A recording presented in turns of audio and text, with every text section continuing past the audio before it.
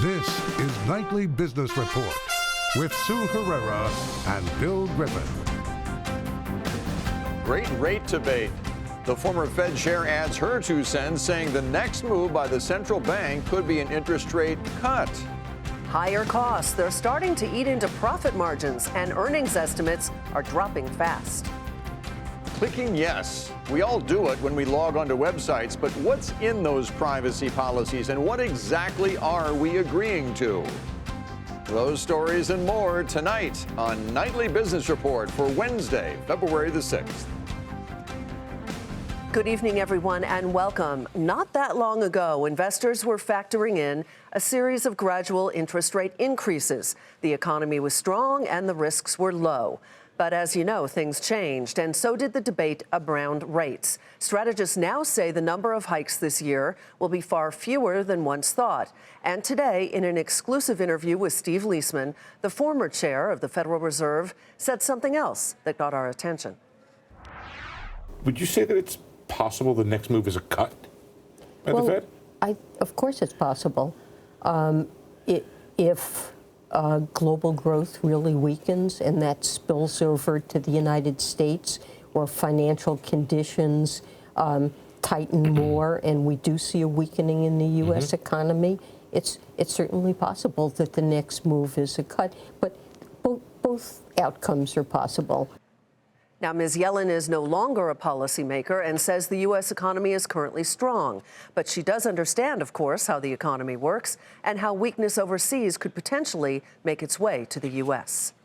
And while many economists do say the U.S. economy is solid, cracks may be starting to form. In other words, a number of companies are reporting higher costs right now.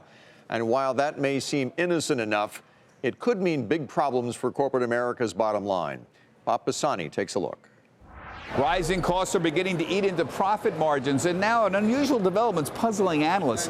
The 2019 earnings estimates, they've been dropping fast. They're down to a dismal 0.3% for the first quarter. That's terrible. But revenues are barely changed, 5.6%. Why is this happening? It's likely there's a combination of higher costs and in some cases pricing pressure that's eroding profit margins. We've already seen a lot of companies cite higher costs recently, including Harley-Davidson and Caterpillar and Ford. They all mention higher commodity costs. Some of them mention tariffs. Some also mention unfavorable currency effects. The profit margins have been high for years thanks to cost cutting, and higher revenues have led to higher margins as the economy has gotten better. And never mind the tax cuts. Earnings growth is flat, even if you examine pre-tax profit.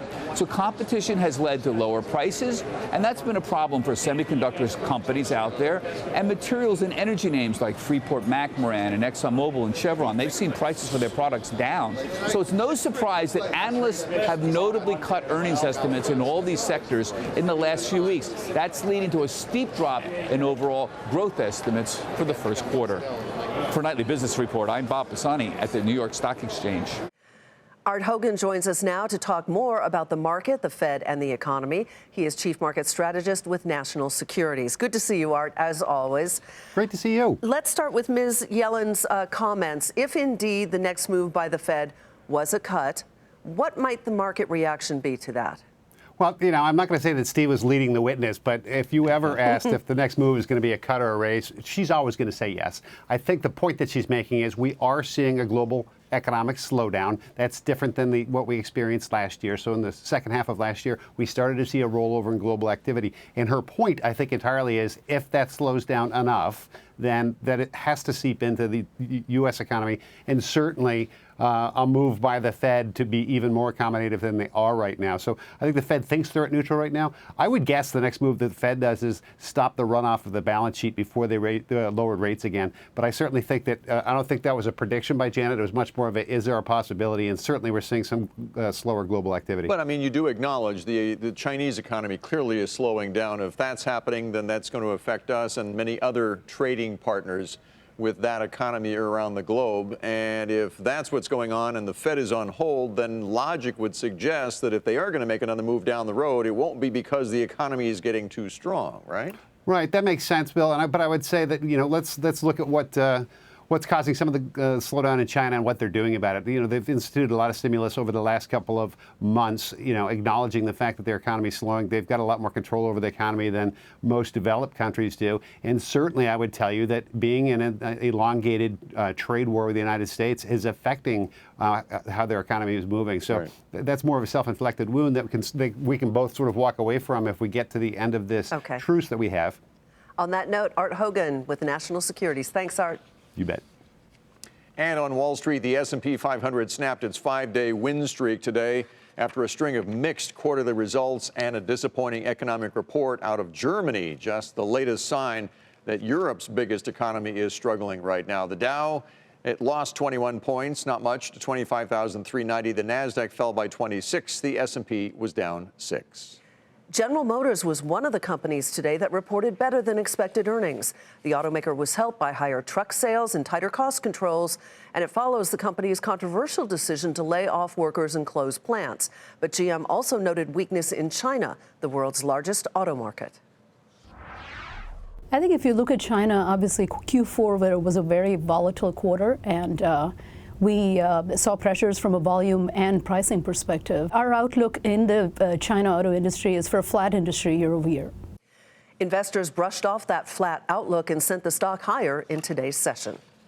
Meanwhile, the U.S. trade deficit with China narrowed in November, the first decline that we have seen after 5 straight months of increases, and it was largely due to a slide in imports. By the way, we are just now learning about the November trade deficit because this was another report delayed by the partial government shutdown. But it did show progress in our trade relations with China.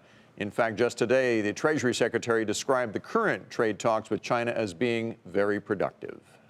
Trade was just one of the economic issues that the president addressed during last night's State of the Union. And he called for unity from Congress, asking lawmakers to legislate on nearly a dozen issues. Kayla Tausche is in Washington tonight. For a divided Congress, a wish list from the president. From urgent priorities. Congress has 10 days left to pass a bill that will fund our government, protect our homeland, and secure our very dangerous southern border. To pipe dreams. Both parties should be able to unite for a great rebuilding of America's crumbling infrastructure. To request to lift a logjam. This new era of cooperation can start with finally confirming the more than 300 highly qualified nominees who are still stuck in the Senate. According to the Partnership for Public Service, fewer than half the political appointments at the Departments of Labor, Justice, and Interior are filled. And the president's cabinet has 6 acting officials, a record. The top Senate Democrat blames the commander-in-chief. He's failed to nominate anyone to a fifth of our government's top positions. This has nothing to do with the Senate. With lawmakers still reeling from the shutdown, movement on other issues may have to come from the White House. The near-term to-dos, cutting energy regulation through executive order, cutting drug prices, and inking a trade deal with China. It'll be done by executive agreement, so it'll not be one of those things that comes to Congress. Any potential desire to reach across the aisle will likely be dampened by the forthcoming 2020 election. The Democratic field has widened, as has its criticism of the president, who holds his own re-election rally in Texas on Monday. For Nightly Business Report, I'm Kayla Tausche in Washington. Time to take a look at some of today's upgrades and downgrades. We begin with shares of PayPal. They were downgraded to neutral from buy at Guggenheim Securities. The analyst cited increasing competition and its reduced role with its former parent eBay. The firm actually removed its price target of $95 on the stock, and it fell slightly to $92.25. Dow DuPont's rating was cut to market perform from outperform at Cowen. The analyst cited slowing economic growth in regions important to the American chemical industry. Price target is now $59. That stock fell about 2% today to $53.21. Still ahead, why the once hot video game sector seems to be powering down.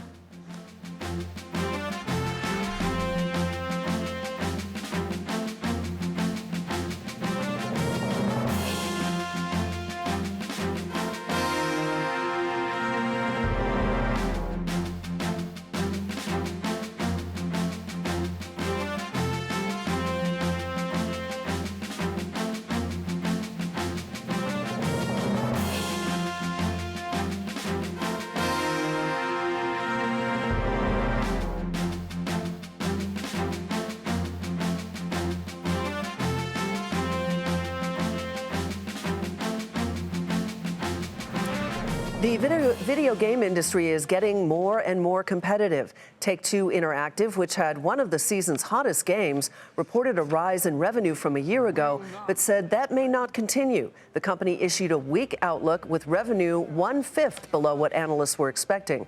Part of the reason is the free online rival game, Fortnite. Fortnite was a huge hit last year. That's great. We admire the work done by others. We'd like to have all the hits. We don't always get all the hits. At the same time that Fortnite was doing well, Grand Theft Auto Online had another record year. And Red Dead Redemption 2 has sold in over 23 million units at the same time that other titles are in the marketplace doing well. As long as we deliver quality, people show up. And that's what we've seen in this quarter, and that's what we're projecting in the year. Take-Two shares touched a 52-week low today and fell nearly 14%. And as we reported yesterday, Electronic Arts posted disappointing results and guidance. Its stock fell better than 13%.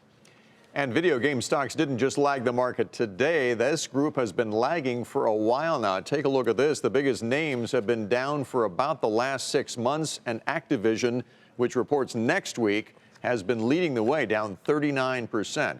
So what is troubling the industry right now? Randolph Ramsey is editor-in-chief of GameSpot. He joins us tonight.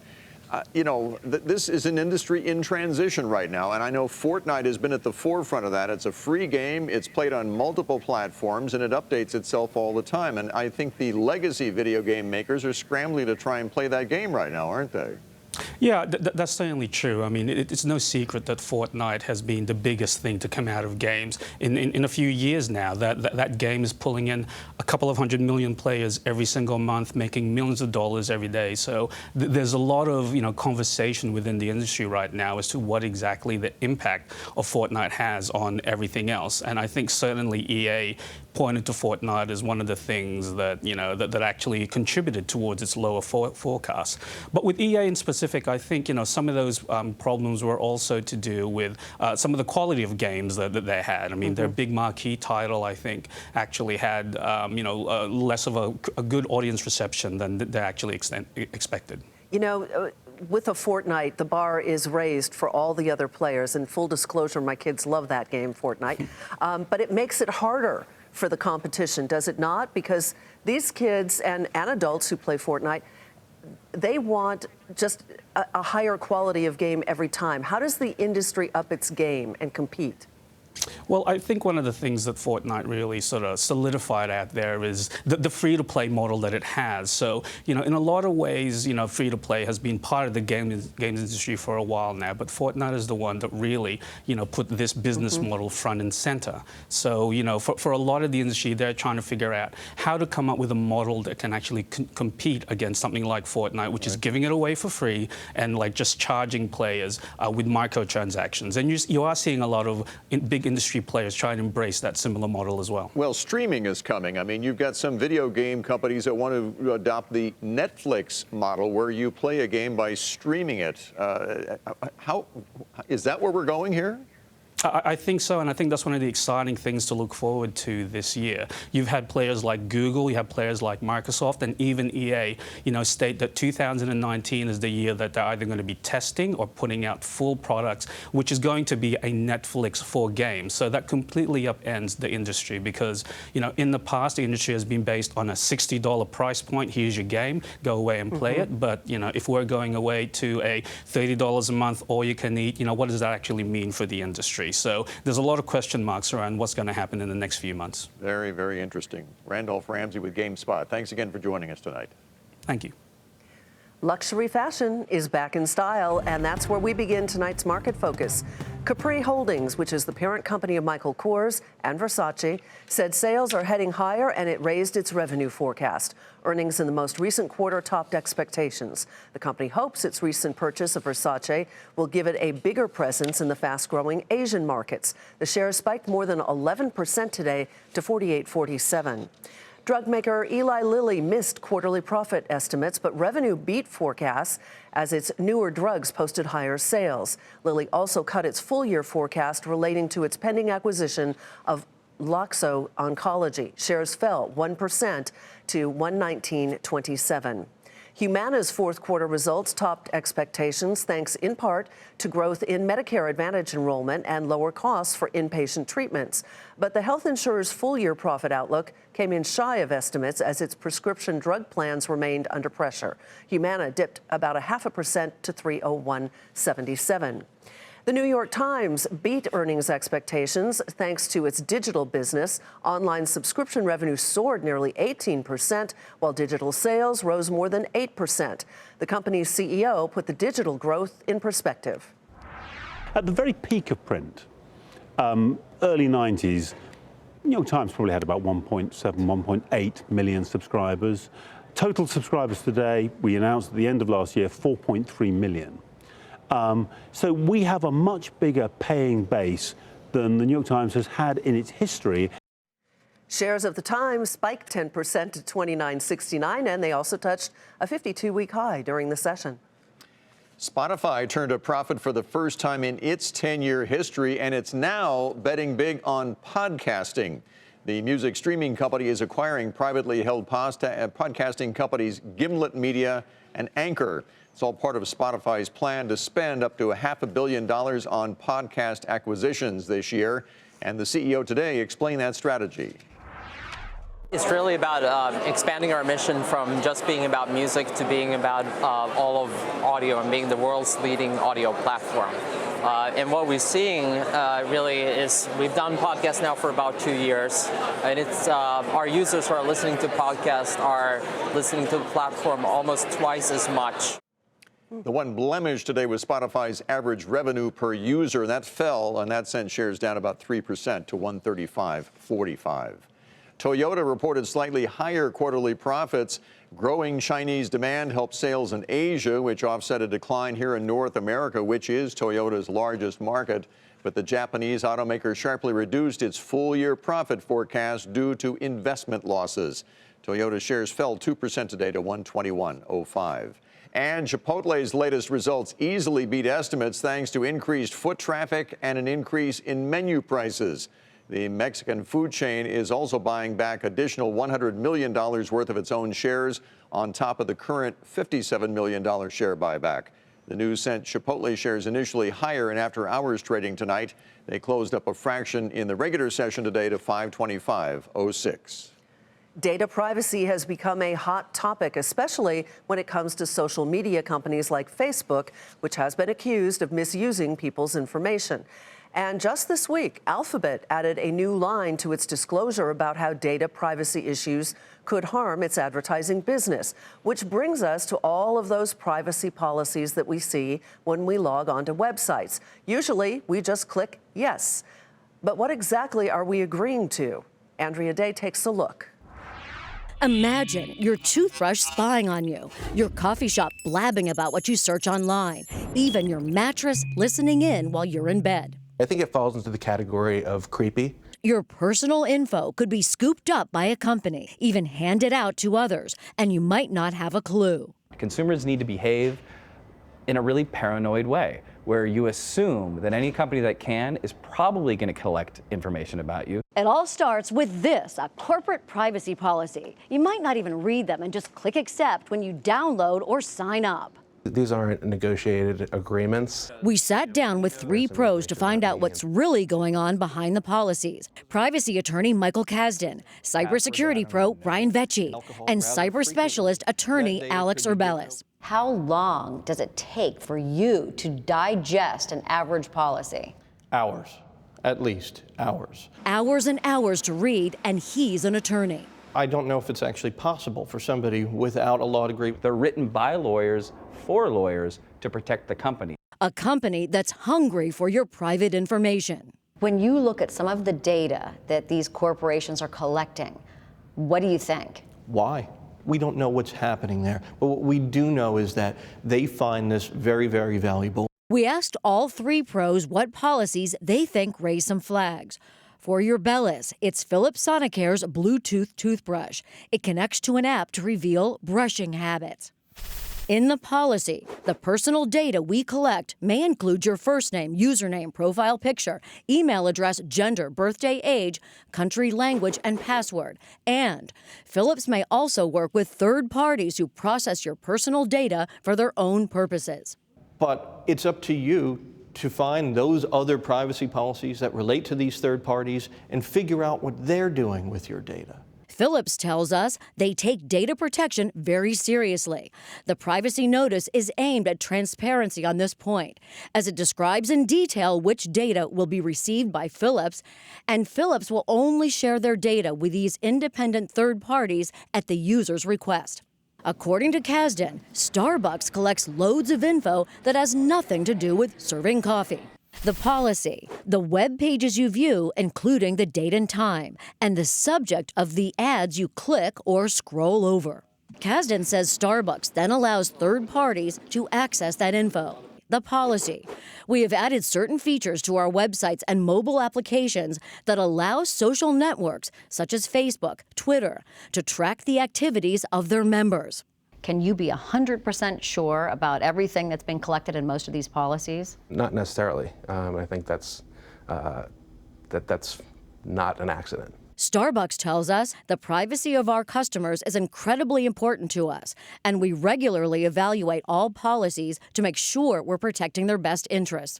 We strive to be transparent. We do not sell information to advertising companies. You'll also note that the terms of our policy provide customers options for choosing to share information with us. Vecchi flags the policy for Sleep Number's mattress. Last November, it was found to have permission to record audio while you sleep. The policy once said, we also may collect personal information, which may include audio in your room to detect snoring and similar sleep conditions. The shocking thing was how it was buried in a privacy policy, not told right up front.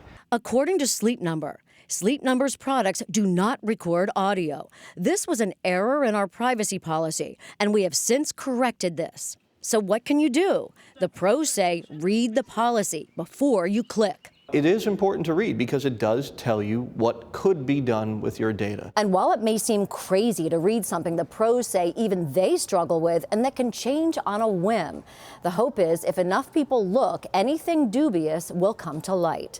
For Nightly Business Report, I'm Andrea Day. Coming up, why real estate in the Sunshine State is starting to really heat up.